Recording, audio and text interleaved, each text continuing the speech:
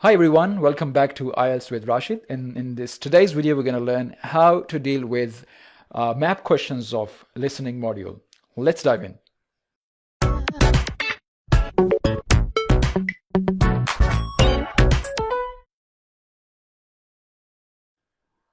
Many of my students find labeling a map to be one of the most toughest questions on the listening test.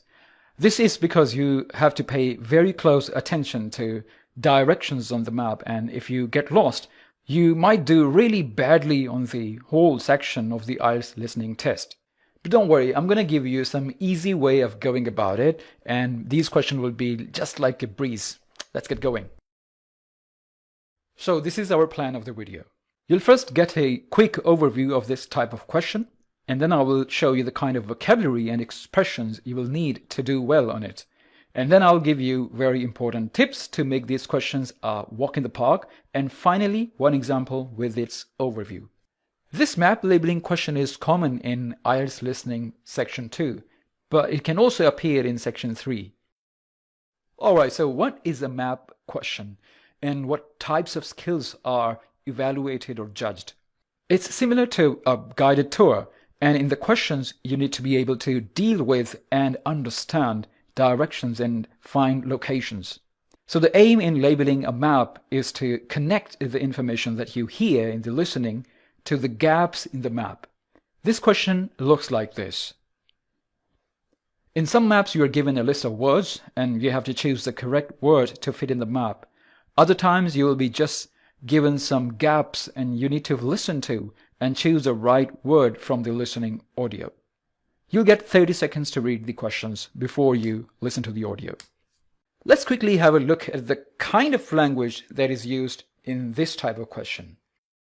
The speaker uses a particular kind of language that's for talking about directions and locations.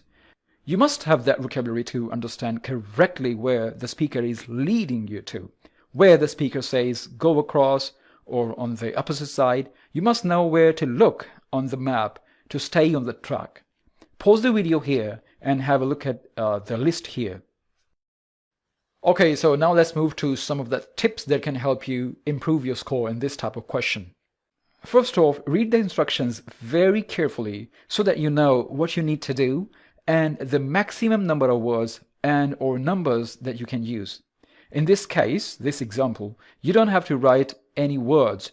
You have been given labels to write against these names. On this map, we have to first find where exhibition center is.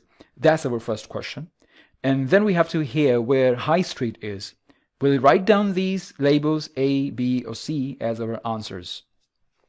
The most important tip is that you must clearly identify the features of the map, how the things are laid out, where everything is, what's already there. So why this is so important? It will simply help you navigate in the map and give you a picture of where things are, because the examiner will use these locations to give out the locations of the missing items. For example, on this map we can see entrance, some woods and a pond, a railway track, etc. These features will lead you to understand the missing locations. Okay, the next one is understanding the context. Listen carefully at the beginning as the speaker will guide you to the context, where you are, for example, which will help you follow the talk. For example, in this particular map, the speaker will start from the entrance. Now, if you'd like to look at your map, we'll begin our tour. The site is a bit like a circle, with the railway going round the edge. You can see where we are now by the entrance. Pay also close attention to the other clues in the map.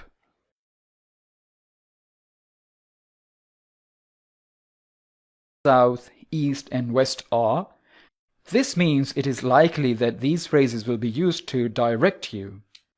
Let's try these tips on one of the examples that I've taken from the Cambridge book. Right, so I'm going to play the audio and we're going to find where exhibition center is.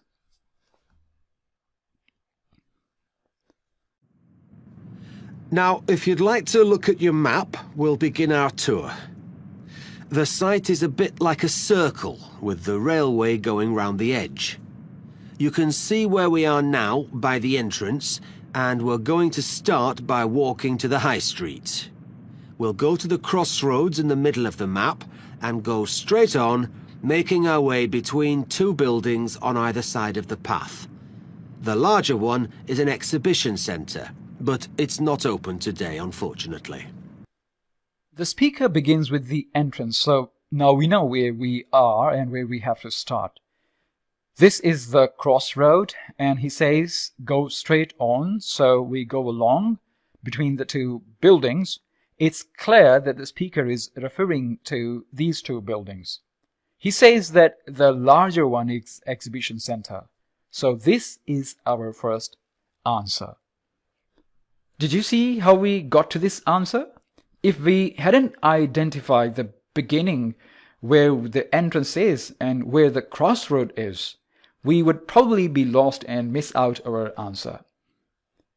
Now I'm going to play the rest of the recording. Write down your answers as you listen. I will display the correct answers at the end. Now, if you'd like to look at your map, we'll begin our tour.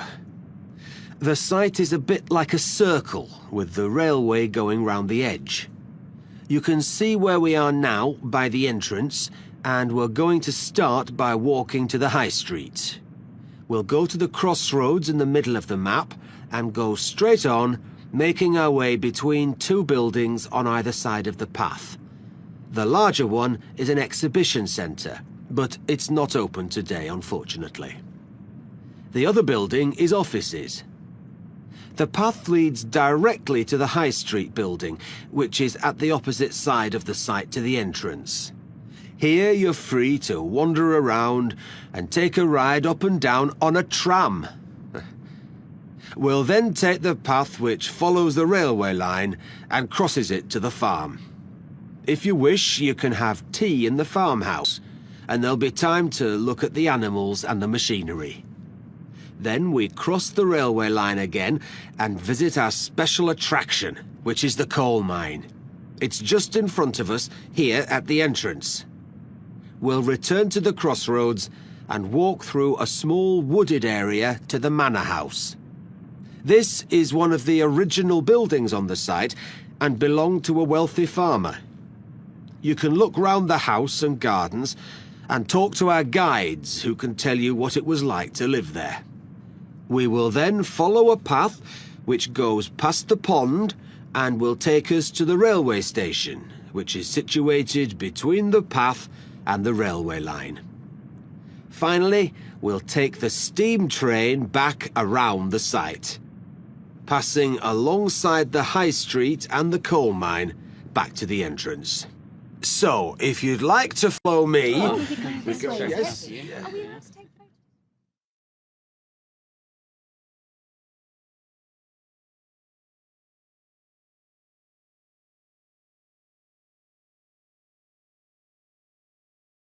To improve your listening score, particularly in map questions, you really have to do some practice. Once you're done with that, these questions will become very easy for you.